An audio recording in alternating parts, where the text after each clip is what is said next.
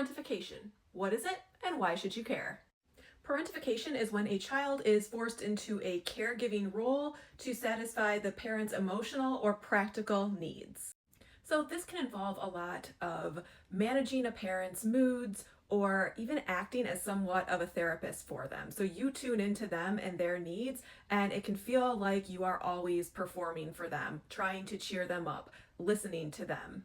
So you may be subjected to a lot of really inappropriate self-disclosure from your parent. So things that children don't need to know about their parents. So they might be venting to you about your other parent or about someone they're dating or giving you way too many details about their personal lives. It can feel really violating, I would say, is the right word to describe it. This can also involve some degree of like physical or practical care. So things like reminding your parent to get groceries or taking care of them while they're hungover. So the takeaway here is that the roles in these relationships tend to be reversed. A normal parent-child dynamic involves the parent taking care of the child's physical and emotional needs. Because the parent-child relationship isn't supposed to be this equal, reciprocal type of dynamic. The parent is supposed to show more interest in the child. The parent is supposed to help regulate the child's emotions.